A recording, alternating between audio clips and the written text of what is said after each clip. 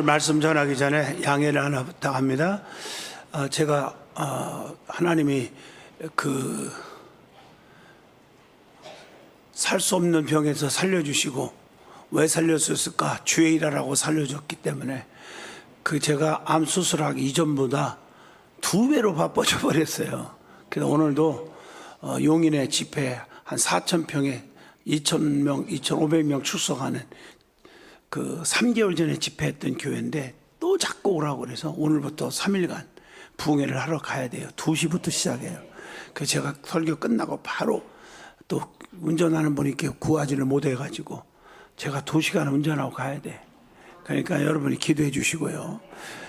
그렇게 한다는 거 이해해 주시기를 부탁하고, 또 이달 말 금년을 마무리하면서 28일 다음 주일 오후 2시부터 2시, 그리고 월, 화 29, 30은 저녁 7시 반 이렇게 해서 3번 제가 마무리 부흥회를 하니까 그때 기도 많이 해주시고, 또 신유 집회로 또 많은 마무리하는 은혜의 집회가 되기를 축복합니다.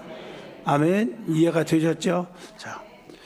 자, 오늘도 하나님의 은혜와 사랑과 평강이 든든한 교회와 오늘도 말씀을 간절히 사모하고 우리 대림절 주님이 오심을 기다리면서 사모하고 은혜를 받는 여러분에게 함께하기를 진심으로 간절히 축복합니다. 오늘 마태복음 25장 1절로 13절을 통해서 지혜로운 성도가 되자 하는 제목으로 은혜를 나누고자 합니다.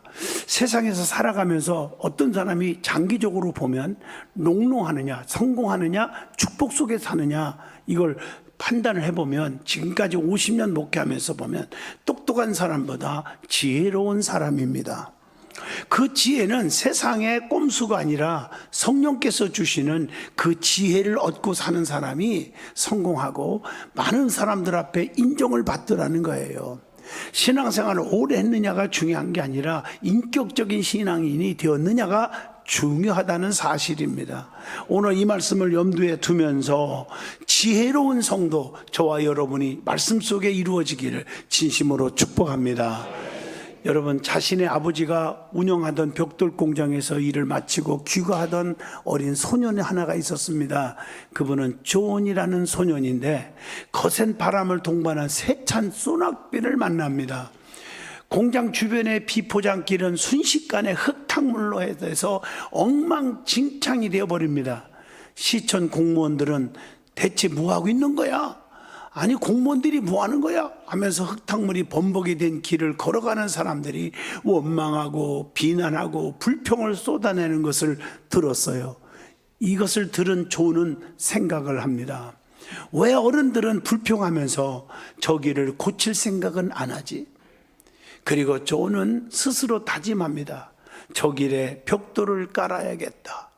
여러분, 교회도 그렇고 사회도 그렇고 직장도 보면은 한 사람이 헌신하고 모범을 보이고 하면 그 사람 때문에 모든 사람들이 따라해서 좋은 역사를 이루더라고요. 바로 이 내용이에요. 그리고 다음날 출근과 동시에 존은 아버지에게 찾아가서 말씀을 드립니다. 아버지, 오늘부터 집에 갈 때 벽돌 한 장씩만 가져가야겠어요. 벽돌값은요, 제 월급에서 빼주세요. 그리고 저는 그날부터 매일 벽돌을 한 장씩 가져다가 길에 깔기 시작합니다.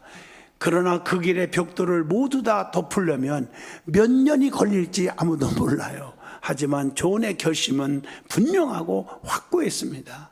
신앙으로 말하면 형편사정 아시는 분은 하나님, 나의 형편대로 최선을 다하는 거예요.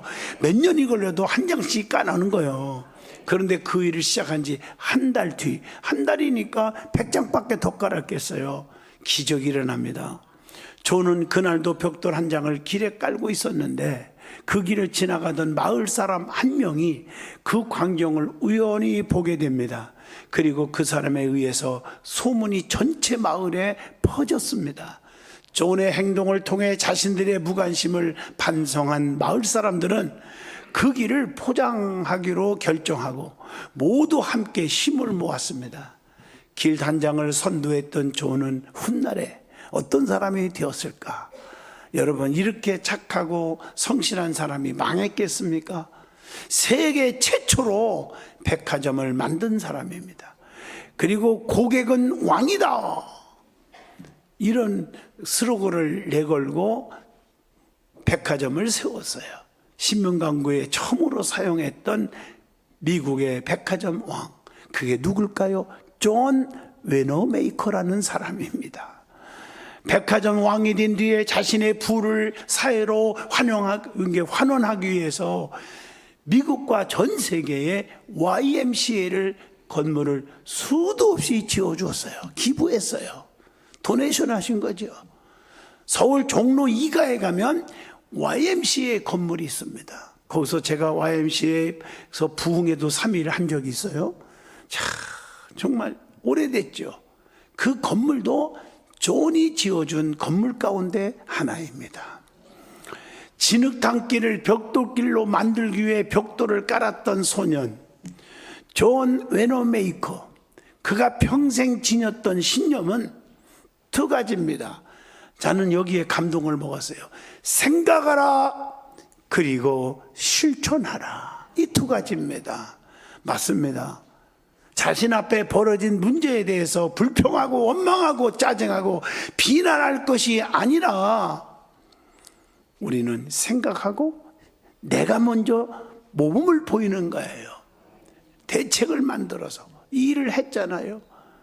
언제나 원망하고 탓하기 전에 한 번쯤 자기 자신을 돌아본다면 소중한 주변 사람들과 화평하며 항상 좋은 관계를 유지하게 될 줄로 믿습니다.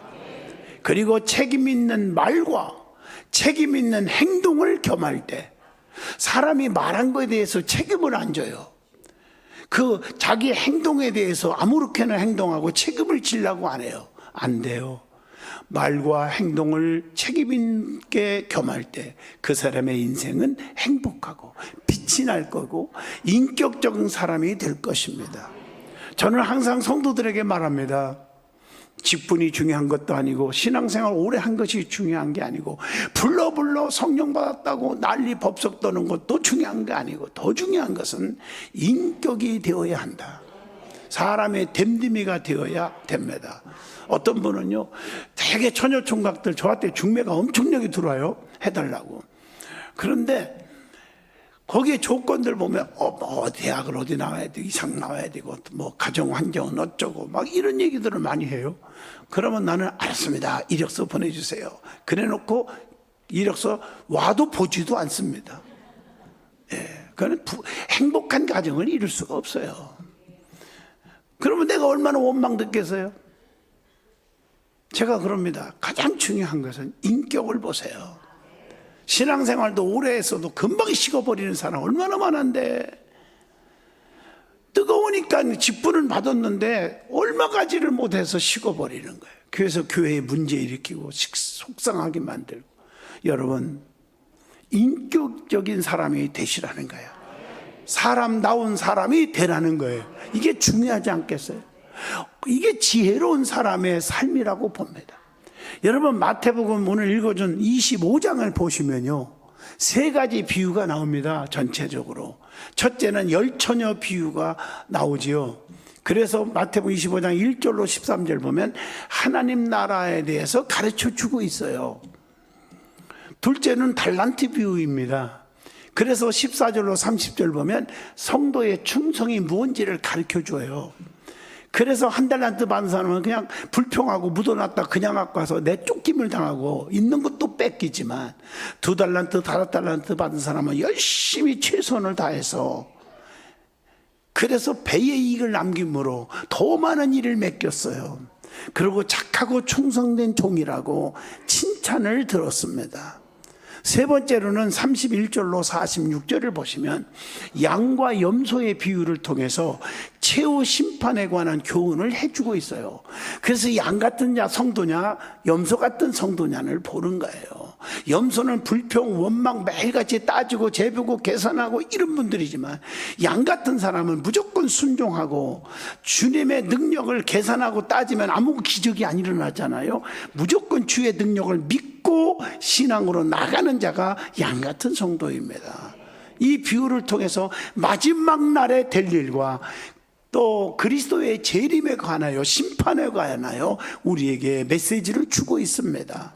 아무거나 천국 가는 게 아니라 양 같은 성도가 간다고 하는 메시지를 남겨주고 있습니다.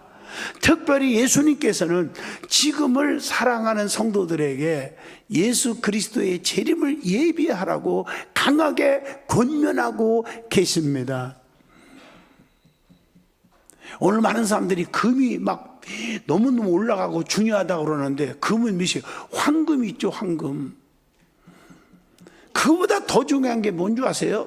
지금 현재가 중요한 거예요. 현재가요. 그러니까 베드로와 요한이 지난주도 설교했지만 왜 능력이 나갔을까?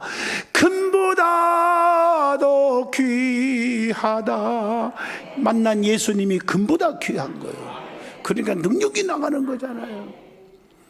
오늘 여러분 이 3가지 비유를 통해서 특별히 열처녀의 비유를 통해서 말세에 우리에게 깨우쳐 주고자 하는 교훈을 저와 여러분이 은혜로 받고자 합니다. 제일 먼저 그러면 열처녀는 누구를 상징하느냐는 거예요. 오늘날의 저와 여러분을 의미합니다. 신랑 되신 예수 그리스도를 맞을 수 있는 자들입니다. 10처녀 중에 5처녀는 신랑을 만났고요 5처녀는 만나지 못했어요. 얼마나 비극입니까? 만나지 못한 자는. 그 이유를 찾아보니까 기름을 준비하지 못했기 때문에 준비한다는 것이 얼마나 중요한가를 가르쳐 주는 거예요. 지금은 말세입니다. 주님의 심판이 진짜 얼마 안 남았어요. 저는 지난 주간에 삼성의료원에 이제 뭐 5%의 생존율도 없는데 살려주신 하나님 감사하지만 이렇게 추적 관찰을 해요. 오라고 그래요. 그래서 갔더니요, 세상에 CT를 찍자고 그래요. 그 CT를 찍었어요. CT를. 숨 들어 마시세요. 참으세요. 그 순간에 이게 참다가 계속 안 쉬면 어떡하지? 숨 쉬세요.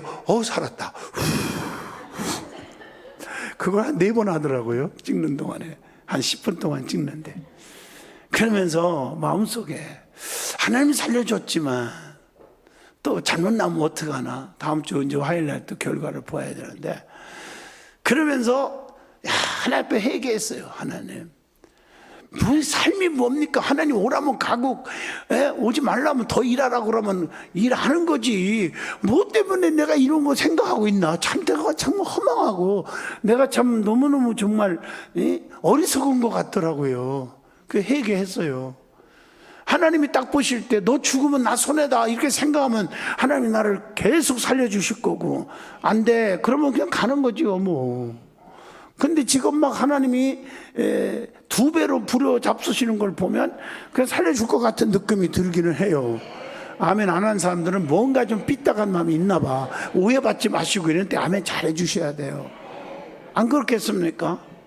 너무너무 바쁜 거야. 이 일을 막 하는 거야. 그러니까 하나님이 써먹으려고 하니까 그런 거 아니겠어요?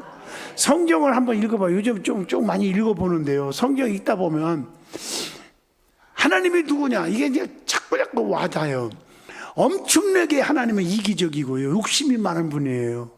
그 반면에 엄청나게 우리를 눈동자같이 사랑하신 분이기도 하지만, 그러니까 모든 일을 시킬 때는 자기 영광 받는 게 우선순위요. 내가 너 잘나서 너 황후시켰니? 아니야. 나라와 민족을 위해서 살리라고 이 때를 위해서 너를 황후시킨 거야. 너 죽으면 죽으리라. 욕심 부리지 말고 왕 앞에 나가.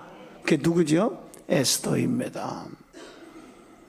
우리는 이런 믿음 속에 사시기를 축복합니다. 왜 건강 주셨느냐? 왜 물질을 주셨느냐? 왜 여러분을 높여주셨을까? 이 때를 위함이라. 또 신부된 성도가 신랑 되신 예수를 만날 준비를 하는 방법이 있어요. 준비해야지, 준비. 오늘 베드로전서 4장 7절로 11절에 나옵니다. 7절의 말씀이 마지막에 가까웠으니 정신 차리라는 거예요. 깨어 근신하여 기도하라. 왜? 주님이 언제 오실지 모르거든요. 그러니까 늘 깨어 있어야 돼. 정신 차리고. 두 번째가 서로 사랑하라. 사랑은 허다한 죄를 덮는 거다. 8절에 그랬고, 9절에 보니까 대접하기를 원망 없이 하라. 그렇게 말했더라고요. 이 말은 무슨 얘기냐? 공치사지 마라. 하나님을 위해서 충성했어요. 교회를 위해서 했어요. 주의종을 섬겼어요. 성도들을 섬겼어요. 내가 이렇게 했는데 라고 생각하지 말라는 거예요. 생각하면 시험 들어요.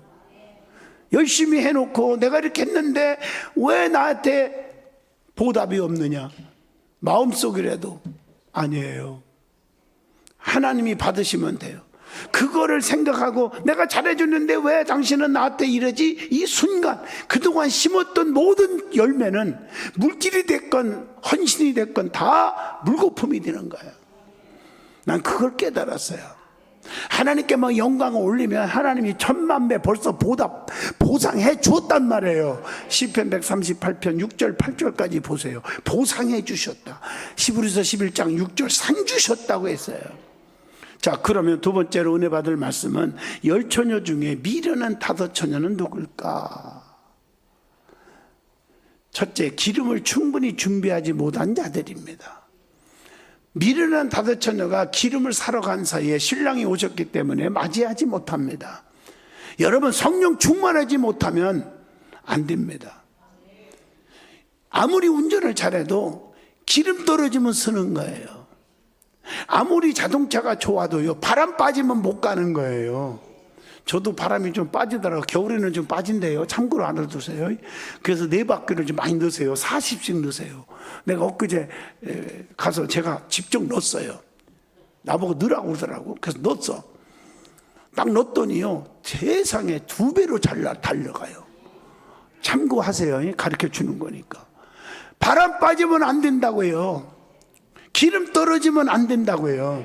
성령에 충만하지 않으면 안 된다는 거죠. 그러면 신랑을 만난다는 사실에 또한 자만한 자들이 신랑을 못 만난 거예요. 교회 나와서 등록하고 직분 받았다고 오래 믿었다고 누구나 다 하나님을 만나는 것이 아닙니다. 다 천국 가는 것이 아닙니다. 자만하지 말고 정신을 바짝 차려야 합니다. 그래서 성경에 미련한 자들과 지혜롭지 못한 자들이 있다고 말하는 겁니다. 자, 보세요. 모래 위에 집을 진 자들, 마태복음 7장 26절 27절 안 돼요. 하루아침에 무너지는 거예요. 조금만 바람만 불어와도. 그리고 자기 자신을 속이는 자 무너집니다. 요한일서 1장 8절에 보면 자 보세요. 만일 우리가 죄가 없다 그러면 나 깨끗한 사람이 나같이 열심히 한 사람 있으면 나와봐. 나같이 헌금 많이 한 사람 있으면 나와봐. 이렇게 하고 자기 자신을 자랑하면서 나는 의로운 자여 죄가 없어 이렇게 하는 자들은 나 교회에서 떳떳해 의로운 자야 하는 자는 진리가 너희 속에 들어가지 않는데요. 스스로 자기 자신을 속이는 자와 같다고 그랬어요. 잠언서 14장 8절에 슬기로운 자의 지혜는 자기의 길을 아는 것이라도 미련한 자의 어리석음은 속는 것이니라 이렇게 말하고 있어요. 하나님 말씀이에요. 사랑하는 든든한 교회 성도 여러분, 나는 의로운 자다, 나는 죄가 없다, 나는 떳떳하다, 나는 정말 훌륭한 자다, 나는 멋있는 자다, 나는 하나님 앞에 바르게 살고 충성했다, 내 믿음이 얼마나 좋으냐. 자만하지 않기를 주의 이름으로 축원합니다. 절대 자만하지 마세요. 솔직하게 나는 죄인입니다 고백하는 겸손하고 지혜로운 자가 될 수 있기를 축복합니다. 자, 그러면 지혜로운 다섯 처녀가 또 있어요. 성경에 미련한 자도 있지만 누굴까? 기름을 충분히 준비한 자입니다. 그래서 여러분, 기름을 준비했다는 말은 성령의 충만함을 받았다는 거예요. 내 힘 갖고는 못 사니까. 그래서 스가랴 4장 6절 힘으로 안 되고 능으로 안 되고 오직 여호와의 신으로만 된다고 말하고 있는 거예요. 내 믿음으로 천국 가는 거예요. 부모의 믿음으로 천국 가는 게 아니에요. 부인의 믿음으로, 남편의 믿음으로 천국 가는 게 아니에요. 내 믿음으로 가는 거예요. 성령은 나눠줄 수 없어요. 제가 이렇게 신유 집회하다 보면 요즘에 참 신기한 게 너무 많아요. 얼마 전에도요, 세상에 암이 있었대요. 저기 어디야 거기가. 간에 암이 있었는데요, 집회를 참여하고 말씀을 선포하는데 신기한 게요, 컨디션이 좋고 피곤이 없고 그 병원에 갔더니요 암이 없어졌대요. 이런 간증이 오는 거예요. 참 놀랍죠. 사모하는 자에게 역사가 막 일어나는 거예요. 사모하는 자에게, 하나님의 능력을 믿고 의지하는 자에게.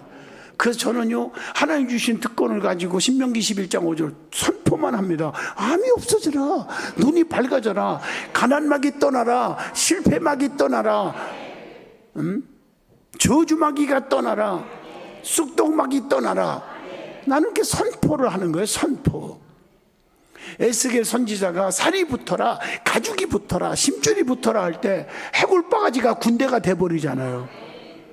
그러면 신랑 되시는 예수님은 언제 오실까? 언제 오실까? 성경에 보면 때와 기한은 아버지 권한에 있나니 아무도 모르고 아버지만 아신다고 사도행전 1장 6절에서 7절에 말합니다. 또 한 가지, 도적같이 오신다 그랬어요. 여러분, 이 말세에 대한 설교를 잘 들어야 돼요. 어떤 분들은요, 야 언제 오신다 이러더라고요. 그 2단 3단 100단이에요 아무도 몰라요. 나도 몰라요. 그리고 언제 오신다? 도적같이 오신다. 데살로니가전서 5장 2절로 3절에 나오잖아요. 왜 도적같이 오신다고 그랬을까? 어느 날 갑자기 예고 없이 오신다는 거예요. 대답 안 하는 분들은 도적이 언제 간다고 통보장 받고 도적 만나나요? 도적이 와서 또 어떡합니까? 보물단지만 골라서 가지고 가요. 우리 주님은 보배로운 성도들을 다 데리고 올라가지 아무 성도 데리고 올라가는 게 아니에요. 그래서 도적같이 오신다는 말을 표현한 거예요.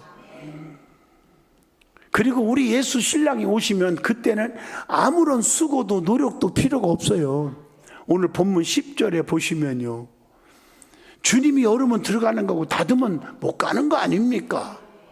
미련한 성도들이 문을 열어달라고 아무리 애원을 했어요, 오늘 말씀에. 근데 열어주지 않았어요.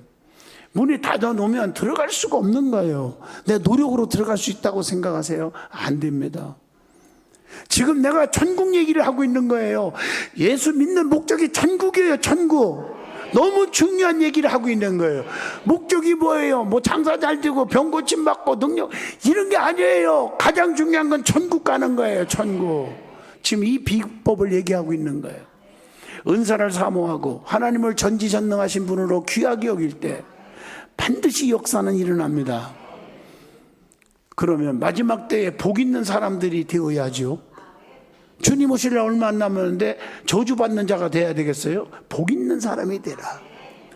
아멘. 그래서 성경이 말씀 전하기 전에 복 있는 사람은 악인의 길을 쫓지 않고 죄인의 길에 서지 않고 오만한 자의 자리에 앉지 아니하고 오직 여호와 율법을 주야로 묵상하는 자로다, 이렇게 말했죠. 근데 구체적으로 말씀을 보시면 자기의 부끄러움을 보이지 않는 자가 복이 있다. 여러분, 미련한 다다처녀는 기름을 준비하지 못해서 부끄러움을 당합니다. 본문 11절로 12절입니다. 내가 너희들을 몰라 그랬어요. 자기는 잘 안다고 생각했고 잘 알아요. 남들이 물으면 너무 신랑 내가 잘 알지요, 그러니까 시집가지요, 뭐 이렇게 했을 수 있겠죠, 예를 든다면. 근데 신랑은 정작 모른대요. 이 문제 있는 거 아니에요? 나는 예수님을 잘 알아요. 어릴 때부터 예수 막 입버릇처럼 했어요. 근데 예수님 나 모르는데. 참 골치 아파집니다, 이거. 예수님을 확실히 믿는 자가 부끄러움을 당하지 않을 줄로 믿습니다. 로마서 9장 33절에 말씀하고 있습니다. 부끄러움을 당하지 아니하리라. 그리고 게으르고 나태함이 있으면 부끄러움을 당한다네요. 마태복음 25장 30절을 보니까 무익한 종아 내 쫓아버려요. 슬피 울며 이를 갈미 있으리라, 그렇게 말하고 있어요. 두 번째, 말씀을 읽는 자와 듣는 자와 행하는 자가 복이 있도다. 계시록 1장 3절의 말씀이에요. 말씀을 읽는 자가 복이 있도다. 사도행전 17장 11절의 말씀이에요. 말씀이 곧 예수님이요, 예수님이 곧 말씀이며 진리이며 생명입니다. 그래서 나는 생명의 떡이라 내게 오는 자는 결코 줄이거나 굶주리지 아니할 것, 망하지 않는다고 그랬어요. 요한복음 1장 1절 태초에 말씀이 계시니라. 이 말씀이 하나님과 함께 계셨으니 이 말씀은 곧 하나님이시니라. 그래서 요한복음 1장 1절도 크게 예수님이셔요. 그래서 말씀을 듣는 자가 또 복이 있다고 그래서 들어야 돼. 누가복음 11장 28절 예배에 빠지지 말고 말씀을 자꾸 들어. 어떤 장로님은 1부, 2부, 3부, 4부 다 듣는 분들이 있어요. 우리 교회도요, 장로님 가운데. 그리고 이 2시 예배까지 다 끝나고 가시는 분이 있어요. 말씀을 들어야 돼요. 믿음은 들음에서 나며 들음은 그리스도의 말씀으로 나미니라. 자꾸 들어야 나 자신이 깨지는 거예요. 왜 내가 왜 이렇게 교만했지? 내가 왜 주의 종을 우습게 여겼지? 왜 이렇게 입에서 불평만 했지? 그게 깨지는 거예요, 말씀으로. 왜? 에레미야 23장 29절 나 여호와의 말이니라. 내 말이 불같지 아니하냐. 반석을 쳐서 부스러뜨리는 방망이 같지 아니하냐. 나 여호와의 말이니라. 이렇게 말. 방망이에요. 붓으로 깨야 돼요. 깨져야 돼요. 그 다음에 말씀을 행하는 자가 복이 있도다. 계시록 22장 7절입니다. 행함이 없는 건 죽은 거잖아요. 여러분, 말씀을 들었으면 그 말씀대로 살려고 실천하려고 결단을 해야 돼요. 그래서 야고보서 2장 26절 행함이 없는 믿음은 죽은 것이니라, 그렇게 말씀하고. 세 번째로, 깨어 자기 옷을 지키는 자가 복이 있나니. 계시록 16장 15절에요. 부끄러움을 당하지 아니하는 복이 있도다, 이렇게 말하고 있어요. 여러분, 주님의 보혈과 구속의 은총을 잊지 않는 자를 말하고 있습니다. 요 고린도전서 10장 10절의 말씀이죠. 그래서 원망하지 말라고 그랬어요. 어둠에 있지 않으면 그날이 도적같이 임하지 못한다 했습니다. 세사로니가전서 5장 4절입니다. 예수님은 그래서 깨어있으라 이렇게 말하고 있어요. 오늘 본문 마태복음 24장에 42절로 읽지 않았지만 43절까지 기록되어 있습니다. 네 번째, 벌거벗고 다니지 않는 자가 복이 있는다. 여러분 계시록 16장 15절에 그렇게 말하고 있습니다. 벌거벗은 죄의 수치를 가지고 주님께로 갈 수가 없다는 말입니다. 계시록 3장 18절에 분명히 말씀합니다. 빛의 갑옷을 입어야 한다는 거예요. 로마서 13장 12절에 밤이 깊고 낮이 가까웠으니 그러므로 우리가 어둠의 일을 벗고 빛의 갑옷을 입자. 그런데 여러분 세월이 흐르면서 자꾸 어둠을 좋아하고 어둠 속으로만 세상이 너무 좋아서 세속적으로 살아가는 인생이 있어요. 교회 다닌다 하면서도 빛을 좋아하고 빛 있는 곳으로 가까이 제가 어느 집회를 부흥회를 갔는데 여러분 신안 앞바다 배가 가라앉아서 다 죽은 사건 알죠? 기적의 여인 하나만 살았죠. 그분이 내가 부흥회 갔는데 그게 권사님이더라고요. 제주도에서 이사 왔대요. 그리고 또 해녀 출신이래. 바다가 가라앉는데 다들 쿵쿵쿵 막 캄캄하니까 배로 막 치고 막 살려고 아우성 치고 다 죽어가는 거예요. 그런데 하나님 한 번만 살려주세요. 하나님을 위해 살게요. 그랬더니 사랑하는 딸아 빛을 바라봐라. 빛을 바라봐라. 그게 보니까 저 앞쪽에서 빛이 하나 비치더래. 그게 이제 배 문 여는 문이에요. 그러니까 구조할 사람들이 후레쉬를 입에 물고 바다로 이제 잠수부들이 온 거예요. 근데 와도 이게 빛이 안 들어오잖아요. 문에서만 들어오잖아요. 그게 저게 문이구나. 그 문을 하나님 인도하신 거죠. 그 나와서 살았어요. 아마 이분이 혹시 내 생각이에요. 혹시 이 뭡니까 바다에 들어갔다 나왔다는 해녀가 아니었으면 해녀인지 뭐 해녀 아닌지는 모르지만 바다에 잘 그런 거 캐러 다녔던 분 같아요. 그게 아니었으면요 죽었을지도 모르잖아요. 그걸 바다에 들어가서 숨을 참고 이 훈련을 많이 했기 때문에 폐활량도 있고 아마 여러 가지 있었겠죠. 죄송해요. 이렇게까지 따져서 내가. 그러니까 나중에 내가 어렵다, 가난하다, 내가 하고 싶은 텍트는 그거예요. 낙심하지 말라는 거예요. 그 사람이 재벌가 2세였다면 폐활량 연습했겠어요? 나는 그렇게까지 생각을 해본 거예요. 나 좀 똑똑한 거 같죠? 똑똑하다고 안 했어요. 똑똑한 거 같죠? 이렇게 말했어요. 말을 잘 들어야 돼요. 아멘. 빛을 바라봐라. 빛 가운데 사시길 바랍니다. 빛을 향해서 나아가기를 바랍니다. 그래서 사는 거예요. 왜 전부 세속적으로 살려고 하냐고요. 말씀을 마치려고 합니다. 우리 인간들이 바꿀 수 없는 것은 없습니다. 과거는 해석에 따라 바뀌고요. 미래는요 결정에 따라 바뀝니다. 현재는요 지금 행동하기에 따라서 바뀔 수 있습니다. 그러나 바뀌지 않기로 고집하면, 옹고집을 부리면 아무것도 바뀌지 않습니다. 말씀 들을 때 목사님 항상 하는 소리지 뭐 옹고집 부리지 말고 좀 바뀌십시오. 목표를 잃는 것보다 기준을 잃은 것이 더 큰 위기란 말이 있습니다. 인생의 방향은 목표를 잃었기 때문이 아니라 기준을 잃었기 때문이에요. 인생의 가치는 더 많은 소유가 아니라 더 깊은 인격입니다. 인생의 진정한 목적은 무한한 성장이 아니라 끝없는 뭐랄까요? 성숙이라고 말할 수 있을 겁니다. 그래서 이 거룩 변해가는 성화 sanctification이라는 단어가 있어요. 변화되어야 됩니다. 이것이 바로 쉼입니다. 쉼. 내 자신을 점검하는 시간입니다. 그래서 여러분이 쉼을 지키는 것이 아니라 쉼이 당신을 지키는 거예요. 우리 찬양대 들으면 들을수록 너무 은혜로워요. 이런 찬양을 어느 교회가, 제가 10,000명 모이는 교회도 얼마 전에 갔었잖아요. 부흥회를요. 거기보다 너무 더 잘해요. 은혜로워요. 은혜롭다고 했어요. 은혜로워요. 근데 왜냐? 쉼이 있어서 그래요. 근데 어떤 분은 나는 똑똑하니까 하면서 쉼 둯자리에 쉼을 하지 않고 쭉 나가면 자기 혼자 목소리만 탁 튀어나와서 얼굴을 못 들고 창피하게 사는 것도 봤어요. 쉼. 맞죠? 쉼이 있어요. 장작에 불을 지키려면요, 장작과 장작 사이에 빈 공간이 있어야 불이 잘 탑니다. 아시죠?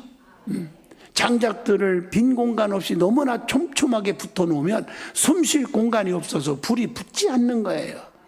우리의 삶에도 이와 같이 쉼의 공간, 비움의 시간이 없으면 아무리 귀한 것을 많이 가져도 그것들을 전혀 즐기지 못하고 삽니다. 귀한 삶의 완성은 귀한 것들보다 어쩌면 더 소중한 비어있는 쉼의 공간일지 모릅니다. 맞습니다. 우리 하나님의 백성들은 어렵고 힘들 때마다 기도로서 하나님과 대화의 쉼을 가지고 그로 인해 주시는 지혜와 능력으로 사명을 잘 감당하는 충직한 종이 되시기를 진심으로 축복합니다. 사랑하는 든든한 교회 성도 여러분, 슬기로운 다소처녀처럼 성도는 항상 주님을 맞이할 준비하는 자, 항상 깨어있는 자, 주님 뜻대로 행하는 자가 되시기를 축복합니다. 여러분, 자기도 모르는 사이에 자기 마음에 안 든다고 불평하고 원망하고 의리를 지키지 못하고 비인격적인 삶을 살지 마시고요. 사람다운 사람, 그러면 성도다운 성도가 될 것입니다. 천국 백성이 될 것입니다. 기도합니다. 걸어가신 하나님, 주님 언제 오실지 아무도 모르는 이때에 정신을 바짝 차리고 깨어있는 자들이 되게 하시고, 주님 오실 때 다 들림받는 자들이 되게 하여 주시옵소서. 예수님 이름으로 기도하옵나이다. 아멘.